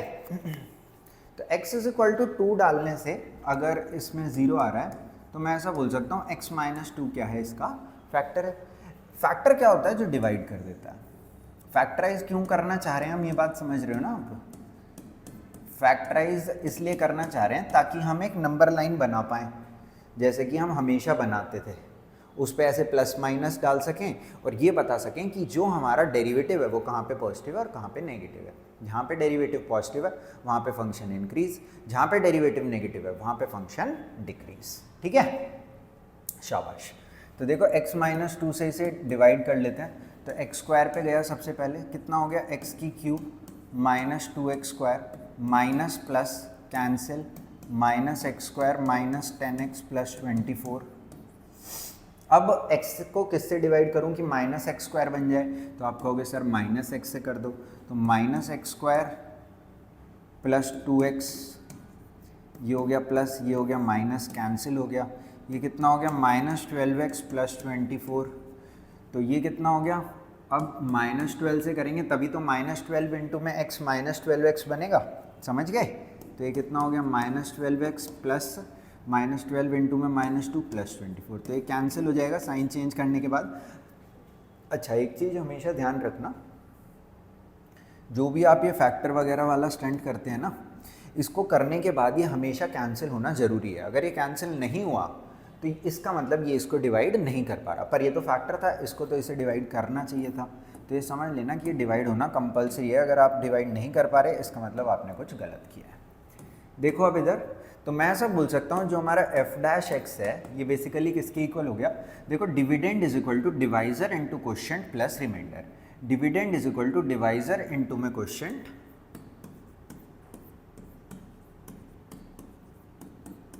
Plus remainder. रिमाइंडर कितना है 0। अब देखो इसको और फैक्टराइज कर लेते हैं, अभी मैं दिमाग में कर दे रहा हूँ इसको, x माइनस 4 x प्लस 3, ठीक है। आप अपने हिसाब से इसकी मिडिल टर्म स्प्लिट कर लेना। अब नंबर लाइन पे नंबर डालने की बारी आ गई है, तो एक क्रिटिकल पॉइंट हो गया -3, एक हो गया अपना 2 और एक क्या हो गया अपना 4 हो गया। अब 4 से बड़ी कोई भी वैल्यू अपने मन में सोचो, जैसे मैंने सोची 10, तो पॉजिटिव पॉजिटिव पॉजिटिव, तो ये क्या आ गया पॉजिटिव आ गया। इसके बाद हर किसी चीज़ की पावर ऑड है, तो यहाँ से आते समय साइन चेंज, यहाँ से आते समय साइन चेंज और यहाँ से आते समय भी साइन चेंज। हमें इन्होंने क्या बोला था कि कहाँ पे स्ट्रिक्टली इंक्रीज हो रहा है, तो मैं यहाँ पे क्या बोल दूंगा कि फॉर x बिलोंग्स टू -3 से 2 यूनियन 4 से इन्फिनिटी। देखो, -3 से 2 पे डेरिवेटिव 0 है और 4 से इन्फिनिटी पे डेरिवेटिव 0 है, ठीक है। तो इस वजह से for x belongs to this f dash x is greater than 0, therefore fx is increasing in, जो भी ये था, in x belongs to -3 से 2 यूनियन 4 से इन्फिनिटी। जिस इंटरवल में डेरिवेटिव ग्रेटर देन 0 होगा उस इंटरवल में हमारा फंक्शन इंक्रीज करेगा। आई होप समझ में आ गया होगा आपको, शाबाश। Find the value of k for which this function is increasing in r। तो इसको हमें रियल पे इंक्रीज कराना है, यानी कि इसे ऑलवेज इंक्रीजिंग फंक्शन हमें बताना है, ठीक है। ऐसी k की वैल्यू चाहिए जिससे ये क्या हो जाए, ऑलवेज इंक्रीजिंग फंक्शन हो जाए। तो कोई बात नहीं, एक बार ट्राई करते हैं इसको। Find the value of k for which this function is increasing on r, ठीक है भाई। तो हमें क्या आता है, हमें तो डेरिवेटिव करना आता है, तो डेरिवेटिव ही करेंगे। क्या हो जाएगा, एक्स क्यूब का होता है 3x स्क्वायर, तो ये क्या हो गया 3kx स्क्वायर माइनस 18kx हो गया और प्लस क्या आ गया यहाँ पे 9 आ गया। आई होप इतनी बात आपको समझ में आ गई होगी। अब देखो यहाँ पे थोड़ा सा आपको क्या करना है, आपको पहले से क्वेश्चन में गिवन है कि this derivative should always be greater than equals to 0। ये डेरिवेटिव क्या होना चाहिए, हमेशा ग्रेटर देन इक्वल टू 0 होना चाहिए, बिकॉज आपको k की ऐसी वैल्यू चाहिए जिसके लिए इंक्रीज करे, और अगर इसको इंक्रीज कराना है तो इसके डेरिवेटिव को आपको क्या कराना पड़ेगा, ग्रेटर देन इक्वल्स टू 0 कराना पड़ेगा। तो देखो यहाँ पे इसे ग्रेटर देन इक्वल्स टू 0 कराने के लिए मैं एक काम करता हूँ, इसमें से 3k कॉमन ले लेता हूँ पहले, तो x square minus 3k common चले गया तो यहाँ 6x बचा और यहाँ 3 के कॉमन चला गया तो यहाँ पे क्या बचा 3/k बचा। आ गया इतना समझ में आपको। और हमें क्वेश्चन में क्या बता रखा है, आपको k की ऐसी वैल्यू चाहिए जिससे हमेशा क्या रहे, ग्रेटर देन इक्वल्स टू 0 रहे। अब देखो यहाँ पे ये क्या हो गया x² माइनस 6x। अब यहाँ पे देखो ये a² है, ये क्या है -2ab है, मेरे को क्या चाहिए b² चाहिए। अब आप खुद सोचो, अगर a² किसके इक्वल है, x² के इक्वल है, समझ रहे हो नहीं समझ रहे हो। उसके बाद जो अपना 2ab है ये 6x के इक्वल है, तो a किसके इक्वल है, x के इक्वल है, तो b किसके इक्वल है, 3 के इक्वल है। यानी कि मेरे को यहाँ पे 3 का स्क्वायर चाहिए, यानी कि 3 का स्क्वायर मेरे को यहाँ पे चाहिए। तो एक बार ऐड कर लिया, एक बार सब्ट्रैक्ट कर लिया, और ये पूरा कार्यक्रम क्या चाहिए, ग्रेटर देन इक्वल्स टू 0 चाहिए। क्लियर है इतना आपको। अच्छा भाई आगे चलते हैं। 3k इंटू में a² minus 2ab plus b², सो x माइनस 3 का होल स्क्वायर प्लस यहाँ पे क्या है 3k माइनस 9, और ये क्या चाहिए हमें, ग्रेटर देन इक्वल्स टू 0 चाहिए। आगे इतना समझ में आप लोगों को। ओके शाबाश। अब देखो इस 3k को अगर मैं वापस अंदर ही डाल दूं तो ये क्या होगा, 3k इंटू में x माइनस 3 का whole square plus 3k into में, इसका एलसीएम ले लेता हूँ, 3 माइनस 9k अपॉन में k, और ये पूरा क्या होना चाहिए, ग्रेटर देन इक्वल्स टू 0 होना चाहिए। अब देखो एक चीज़ अब यहाँ पे समझने की कोशिश करना थोड़ी सी, क्या कि अगर तो इस डेरिवेटिव को ग्रेटर देन इक्वल्स टू 0 होना है, अगर तो इस डेरिवेटिव को ग्रेटर देन इक्वल्स टू 0 होना है, क्या मैं ऐसा बोल सकता हूँ ये वाला पार्ट तो हमेशा ग्रेटर देन इक्वल्स टू 0 रहेगा। अच्छा k से यहाँ पे k कैंसिल हो रहा है, क्या मैं बोल सकता हूँ कि ये पार्ट तो हमेशा पॉजिटिव रहेगा। अगर हमारा ये वाला पार्ट भी क्या हो जाए, पॉजिटिव हो जाए, तो बात बन सकती है। अगर मेरे को इस वाले पार्ट को पॉजिटिव करना है तो उसके लिए मैं क्या कर सकता हूँ, स्ट्रेट अवे लिख सकता हूँ 3 minus 9k should be greater than equals to 0, और यहाँ से हमारे पास k की क्या वैल्यू आ जाएगी, k should be less than 1/3। k की वैल्यू क्या होनी चाहिए, 1/3 से छोटी होनी चाहिए, तभी ये क्या हो पाएगा, पॉसिबल हो पाएगा। क्योंकि ये तो ऑलरेडी पॉजिटिव है ही, डिफरेंट x की वैल्यू के लिए तो कभी नेगेटिव जा नहीं सकता। इसको भी हमें क्या करना है, पॉजिटिव करना है, तभी ये क्या हो पाएगा, ओवरऑल पॉजिटिव रह पाएगा। ठीक है, समझ में आया आपको क्या बोल रहा हूँ मैं, कि जो हमारी k की वैल्यू है वो कितनी होनी चाहिए, 1/3 से छोटी होनी चाहिए। सही किया है, ठीक है। इसको भी एक बार आप देख लो अच्छे से, ठीक है। आई होप ये वाला क्वेश्चन भी आपको अच्छे से समझ में आ गया होगा। बहुत ज़्यादा क्वेश्चन नहीं है हमारे पास, कुछ ही क्वेश्चंस हैं, इन्हीं को बस हम अच्छे से प्रैक्टिस कर लेंगे तो अपना 90% काम तो इसके अंदर हो जाएगा। ठीक है, बाकी थोड़ी थोड़ी प्रैक्टिस आप और भी सैम्पल पेपर से करोगे तो बचा कुचा काम आपका वहाँ से भी हो जाएगा। ठीक है, शाबाश, करो एक बार इसको।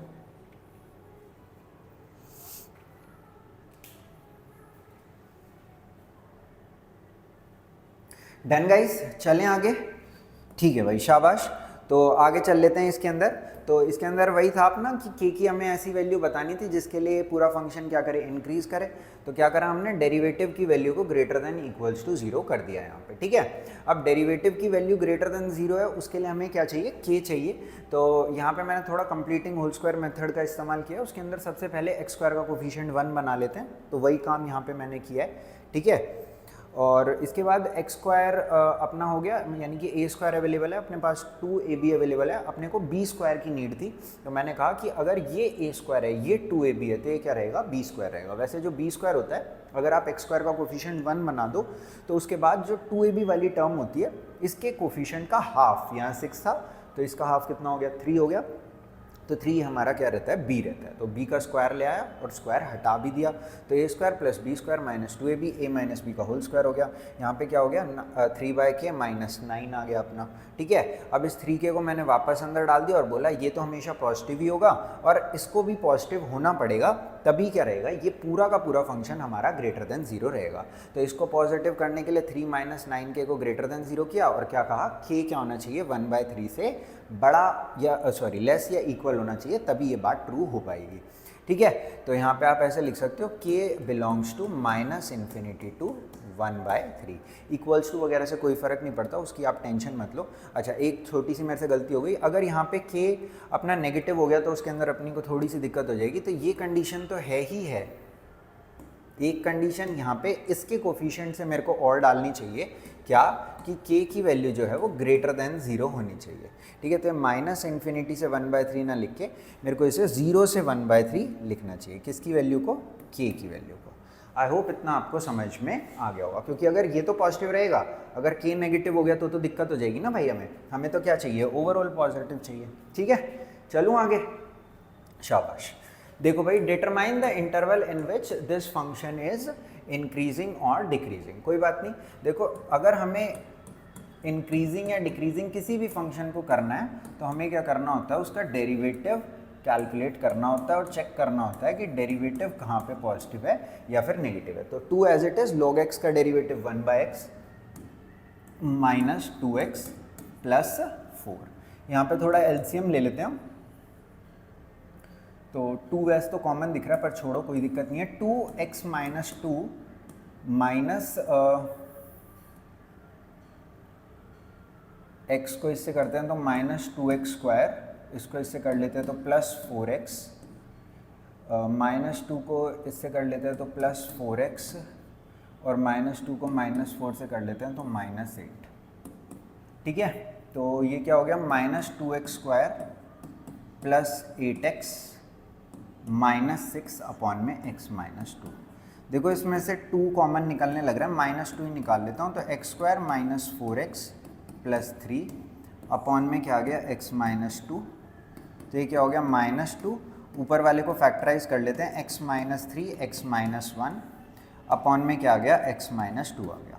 अब वही हमारा नंबर लाइन वाला काम, नंबर लाइन बनाई, नंबर लाइन पे वो पॉइंट मार्क करे जहाँ पे न्यूमरेटर या फिर डेनोमिनेटर क्या हो रहा है? ग्रेटर देन इक्वल्स टू 0 हो रहा है, या ग्रेटर देन 0 लेस देन 0, वही सॉरी, न्यूमरेटर या फिर डेनोमिनेटर क्या हो रहा है? 0 के इक्वल हो रहा है। तो 1 पे ये 0 हो रहा है, और 2 पे डेनोमिनेटर 0 हो रहा है, और 3 पे न्यूमरेटर 0 हो रहा है। मेरे को कोई भी वैल्यू बताओ 3 से बड़ी, जैसे 4 पे ये पॉजिटिव, ये पॉजिटिव, ये पॉजिटिव, पर आगे क्या है? नेगेटिव लगा हुआ है, यानी अल्टीमेटली दिस इज नेगेटिव। 3 कहाँ से आ रहा है? इससे, इसकी पावर क्या है? ऑड, तो ये माइनस था तो ये प्लस हो गया। 2 कहाँ से आ रहा है? यहाँ से, इसकी भी पावर क्या है? ऑड, तो ये चेंज हो गया। और ये 1 यहाँ से आ रहा है, इसकी भी पावर है ऑड, तो ये भी चेंज हो गया। अब हमें क्या बताना था कि कहाँ पे ये इंक्रीज़ कर रहा है और कहाँ पे डिक्रीज़ कर रहा है। तो मैं स्ट्रेट अवे बोल सकता हूँ इस इंटरवल में ये क्या कर रहा है? इंक्रीज़ कर रहा है। इंक्रीज़ किस में करेगा? -∞ से 1 यूनियन 2 से लेके 3 तक, और डिक्रीज़ किससे करेगा? 1 से 2 यूनियन 3 से इन्फिनिटी पे। आई होप ये बात आपको समझ में आ गई होगी। क्लियर है?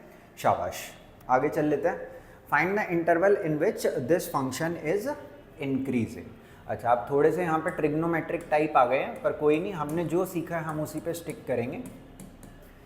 हम सबसे पहले यहाँ पे डेरिवेटिव निकालेंगे और सिर्फ ये चेक करने की कोशिश करेंगे कि डेरिवेटिव कहाँ पे पॉजिटिव है, क्योंकि जहाँ पे डेरिवेटिव पॉजिटिव होगा वहाँ पे फंक्शन इंक्रीज करेगा। तो f' की वैल्यू क्या रहेगी? sin 3x का cos 3x, और साथ में क्या आ जाएगा? 3 आ जाएगा। मेरे को छोटी सी ये चीज़ बता दो कि जो cos है वो 0 कहाँ पे होता है? आप कहोगे जब सर जो cos के अंदर एंगल लिखा है वो π/2 हो जाए, या फिर 3π/2 हो जाए, या फिर 5π/2 हो जाए, या 7π/2 हो जाए, इन सब वैल्यूज़ के लिए हमारा cos क्या हो जाता है? 0 हो जाता है। आ गई बात समझ में? ऐसा ही मैटर रहता है cos का, ये π/2 होता है, ये 3π/2 होता है। तो जो भी वर्टिकल लाइन होती है इस पे cos हमेशा क्या रहता है? 0 रहता है। यहाँ पे भी 0, यहाँ पे भी 0। फिर अगर ये π/2 था, पाई इसमें ऐड किया तो 3π/2 हो गया। आप 3π/2 में पाई ऐड करोगे क्या हो जाएगा? 5π/2। उसमें पाई ऐड करोगे कितना हो जाएगा? 7π/2। उसमें पाई ऐड करोगे कितना हो जाएगा? 13π/2, सॉरी 11π/2, जो भी हो जाएगा। ठीक है, वो आप अपने हिसाब से थोड़ा सा देख लेना। ठीक है, 9π/2, 11π/2, 7π/2, इस तरीके से वर्टिकल लाइन पे ऑड मल्टीपल ऑफ π/2 हमेशा आपको देखने के लिए मिल जाएंगे। ठीक है, अच्छा भाई, अब आगे चल लेते हैं। अब देखो, आप कहोगे सर x की वैल्यू तो सिर्फ 0 से पाई के बीच में होनी चाहिए थी, पर आपने तो इतनी सारी वैल्यू लिख ली। रुको भाई, थोड़ा रुको, सब्र करो। देखो, x की वैल्यू नहीं लिखी मैंने किसकी वैल्यू लिखी है? यहाँ पे ये 3x की वैल्यू लिखी है। x की वैल्यू कितनी कितनी होगी? π/6 होगी। फिर पाई बाय 2 होगी, है ना, ये 3 इधर डिवाइड होगा तो ये क्या होगी 5 पाई बाय 6 होगी, ये क्या होगी 7 पाई बाय 6 होगी। अब देखो 7 पाई बाय 6 हमारे काम की नहीं है इसमें। क्यों हमारे काम की नहीं है? इसलिए हमारे काम की नहीं है क्योंकि ये हमारे इंटरवल से बाहर चली गई है। तो अब हमें वही पुराना काम करना, नंबर लाइन बनानी है। नंबर लाइन पे अब देखो हमारे पास लिमिट है कहाँ से कहाँ तक की, 0 से लेके पाई तक की। यानी कि पहले जैसे अभी हम नंबर लाइन बनाते थे, इधर ये माइनस इन्फिनिटी पे और उधर प्लस इन्फिनिटी पे जाती रहती थी, अब वो काम नहीं है यहाँ पे। अब क्या है, 0 से लेके पाई तक ही x जा सकता है। नंबर लाइन पे हम हमेशा किसकी वैल्यू लिखते हैं, x की वैल्यू लिखते हैं। अब देखो यहाँ पे क्रिटिकल पॉइंट्स क्या क्या है, पाई बाय 6 है, क्योंकि अगर आप यहाँ पाई बाय 6 डालोगे तो पाई बाय 2 बन जाएगा, और कॉस पाई बाय 2 कितना होता है, 0 होता है। ठीक है, फिर ये क्या होता है अपना, एक ये पाई बाय 2 हो जाएगा, फिर ये कितना हो जाएगा 5 पाई बाय 6 हो जाएगा। आगे इतनी बात समझ में। अब देखो भाई 0 से पाई बाय 6 के बीच में कोई भी वैल्यू आप मेरे को बताओ, जैसे कि मैंने सोची पाई बाय 12। अब यहाँ पे अगर मैं पाई बाय 12 डालता हूँ तो थोड़ा समझ रहे हो, 3 से 12 कैंसिल होगा, पाई बाय 4 आएगा, कॉस पाई बाय 4 क्या रहेगा, पॉजिटिव रहेगा। आई होप ये बात आपको समझ में आ गई होगी। पाई बाय 6 से लेके पाई बाय 2 के बीच में ऐसी ही कोई वैल्यू आप डाल के देखो, यहाँ पे क्या आ रहा होगा, नेगेटिव आ रहा होगा, यहाँ पॉजिटिव आ रहा होगा, यहाँ पे अगेन ही क्या आ रहा होगा, नेगेटिव आ रहा होगा। पर जो ये अल्टरनेट साइन वाला कार्यक्रम है ना, ये हमेशा देखो पॉलिनोमियल में तो हमेशा ट्रू होता है, पर ट्रिग्नोमेट्री में हमेशा ट्रू नहीं होता। तो इसके अंदर मैं आपको ऐसा सजेस्ट नहीं करूँगा कि आप हमेशा अल्टरनेट साइन यहाँ पे इस तरीके से लगा दो। इससे अच्छा ये है कि आप क्या करो, थोड़े से मतलब कि समझ लो ना, वैल्यू डाल डाल के हमेशा आपको देख लेनी चाहिए। ठीक है, तो मैं एक काम करता हूँ कि पाई बाय 6 से लेके पाई बाय 2 के बीच की कोई वैल्यू, थोड़ा सा सोचने में डिफिकल्ट होगा, पर वो सोच के यहाँ पे क्या करता हूँ, डाल देता हूँ। जैसे कि अभी के लिए मैंने सोची कि पाई बाय 3 डाल देता हूँ, है ना। सो पाई बाय 3 अगर मैं इसमें डालता हूँ तो कॉस पाई बाय 3 किसके इक्वल होगा, सॉरी कॉस पाई बाय 3 नहीं, 3 से 3 कैंसिल होगा। समझ रहे हो नहीं समझ रहे आप इस बात को? तो क्या होगा, कॉस पाई क्या होता है -1, तो ये क्या आ जाएगा, नेगेटिव। हालांकि यहाँ पे अल्टरनेट साइन आ गया, पर कोई ज़रूरी नहीं था कि आए हमेशा। समझ रहे हो? तो आपको ऐसे मतलब कि जो अल्टरनेट साइन वाला मैंने आपको बताया था वो सिर्फ पॉलिनोमियल के लिए ट्रू है। यहाँ पे आप थोड़ा वैल्यू डाल डाल के देख लोगे तो फ़ायदे में रहोगे। ठीक है, अच्छा भाई यहाँ पे देख लेते हैं पाई बाय 2 और 5 पाई बाय 6, 2 पाई बाय 3 डाल के देख लेता है। तो इसके अंदर तो ये पॉजिटिव आ जाएगा, कॉस 1 हो जाएगा, 3 से 3 कैंसिल हो जाएगा, और 5 पाई बाय 6 से लेके पाई तक भी कोई वैल्यू अगर हम डाल पाएँ तो अच्छा होगा। कितनी डालें बस थोड़ा सा मेरे दिमाग में नहीं आ पा रहा, कोई बात नहीं, सोच लेंगे।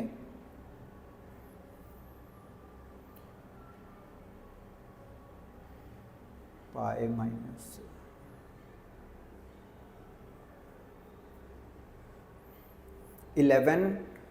11 पाई बाय 12 डाल देते हैं, 11 पाई बाय 12।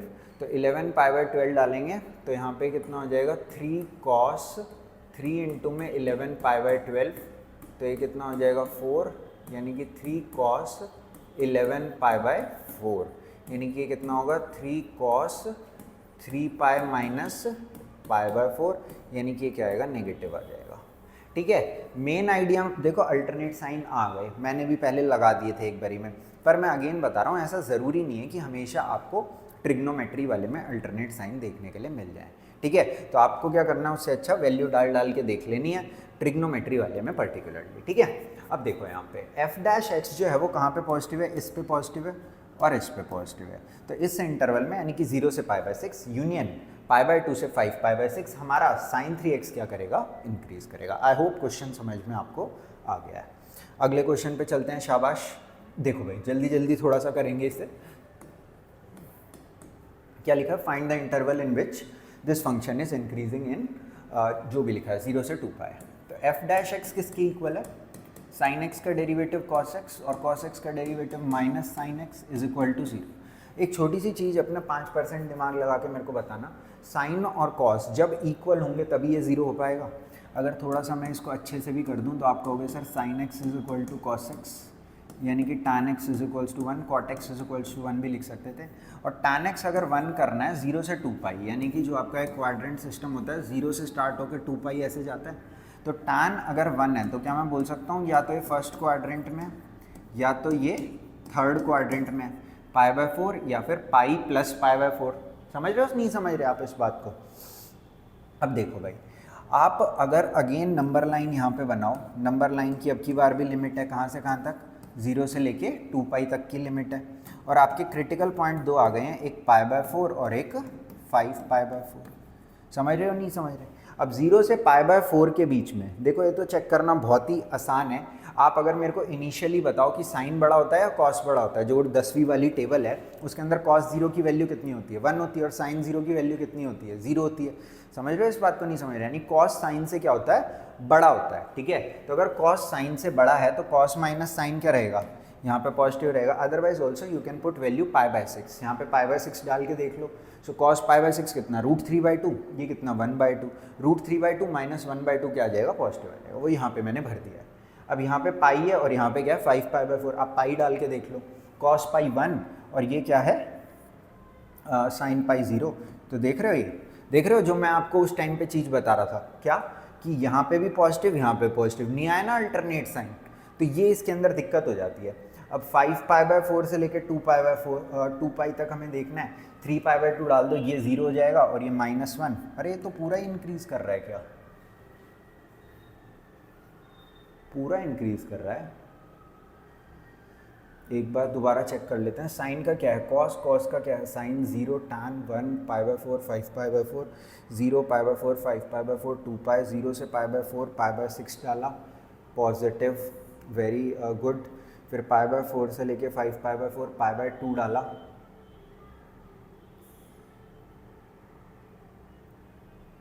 ओके सॉरी मेरे से गलती हो गई। कॉस जब पाई डाला था तो ये -1 था और ये 0 था, तो यहाँ पे क्या आना चाहिए था, नेगेटिव साइन आना चाहिए था। रेस्ट ऑल इज़ फाइन, ठीक है। तो यहाँ पे भी अल्टरनेट साइन ही आ गए, कोई बात नहीं। पर ऐसा यार हमेशा नहीं होता, बाई चांस ऐसा हो गया। आप मतलब आंख बंद करके इस चीज़ पे भरोसा मत करना, अल्टरनेट साइन वाली पे। किसके अंदर, ट्रिग्नोमेट्री में, पॉलिनोमियल फंक्शन में आप कर सकते हो। अब यहाँ पे अगेन आप बोल सकते हो हमें क्या बोला था, कहाँ पे इंक्रीज़ हो रहा है, तो 0 से π/4 में इंक्रीज़ हो रहा है और 5π/4 से 2 पाई में ये इंक्रीज़ हो रहा है। आई होप समझ में आ गया होगा, इजी क्वेश्चन था। अच्छा भाई देखो, ये भी अब देखो मेंस के क्वेश्चन में कुछ अलग नहीं होता। ये क्वेश्चन मेंस का मैंने इसके अंदर एक डाल दिया है। अब देखो इसके अंदर बहुत कुछ ऐसा नहीं है कि मतलब भाई बहुत कुछ डिफ़िकल्ट आ गया। क्वेश्चन उसी तरीके के रहते हैं अगर आपके बेसिक्स क्लियर हैं तो, ठीक है। अब यहाँ पे ऑप्शंस मेरे पास नहीं लिखे थे तो मैंने नहीं डाले हैं, पर बेसिक्स रिमेन द सेम। अब उसको लिखते मेंस में इस तरीके से मतलब थोड़ा सा गंदा दिख रहा है, ठीक है। अब एडवांस में क्वेश्चन आएगा तो मतलब और गंदा दिखेगा, मतलब उसकी लैंग्वेज इतनी कॉम्प्लिकेटेड कर देते हैं कि भाई बंदे को समझने में ही काफ़ी ज़्यादा टाइम लग जाएगा। भाई क्वेश्चन में कहना क्या चाहता है, सॉल्यूशन तो तब निकालूंगा ना भाई क्वेश्चन समझ में आएगा मेरे।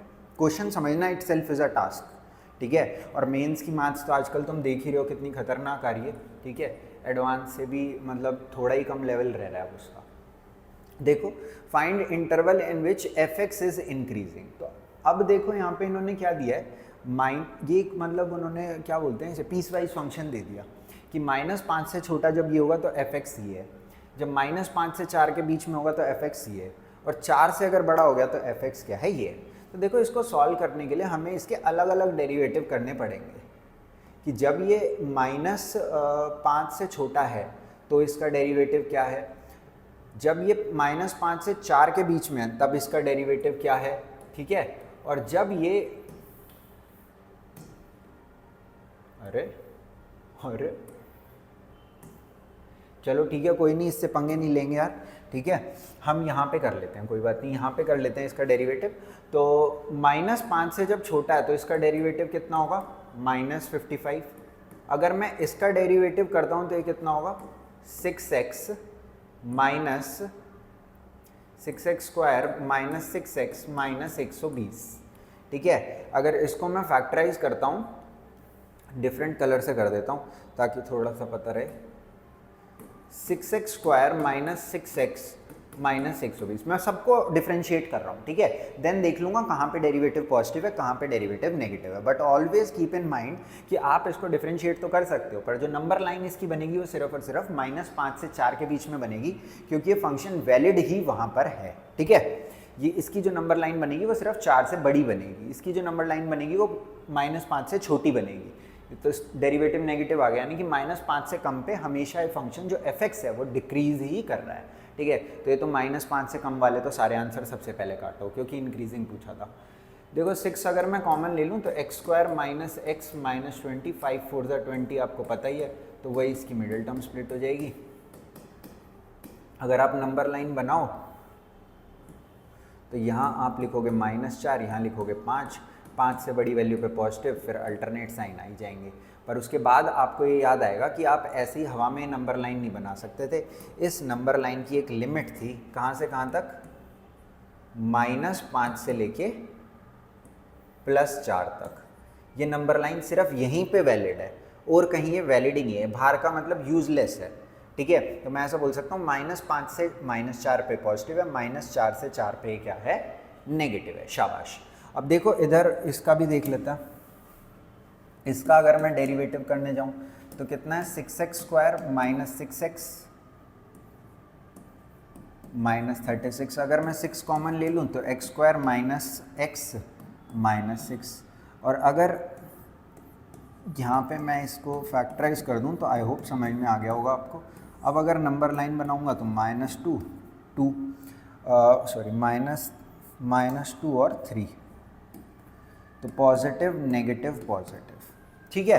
पर फिर मेरे को याद आएगा कि ये कहाँ पे वैलिड है, सिर्फ और सिर्फ 4 से बड़े पे वैलिड है, ठीक है। यानी कि ये हमेशा ही क्या है, पॉजिटिव है। तो देखो मेरे को क्या चाहिए था कि ये फंक्शन इंक्रीजिंग कहाँ पे हो रहा है, तो एक बार मैं इसको वैलिडेट कर देता हूँ। देखो यहाँ पे तो कभी भी इंक्रीज हो ही नहीं रहा, क्योंकि हमेशा डेरिवेटिव क्या है, नेगेटिव है।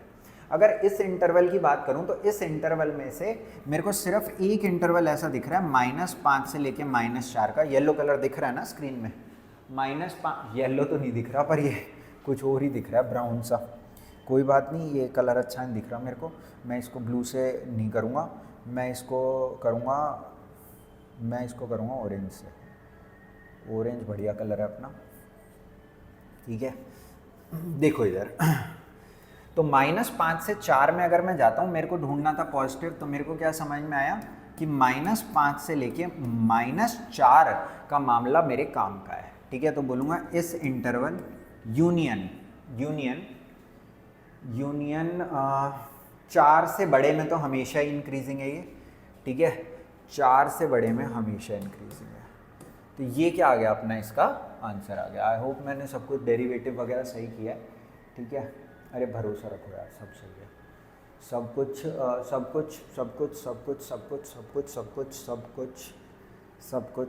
कुछ सही है, ठीक है। अगर गलत भी हो तो यार थोड़ा सा आप लोग मैनेज कर लेना वो, ठीक है। आई होप आपको तरीका तो समझ में आ गया होगा।